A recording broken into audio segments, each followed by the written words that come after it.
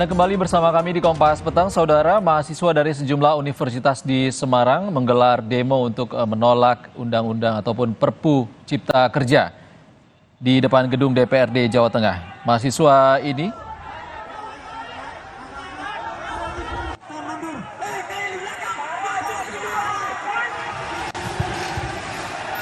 Mahasiswa ini mencoba masuk ke gedung DPRD Jawa Tengah untuk menyuarakan penolakannya pada Perpu Cipta Kerja.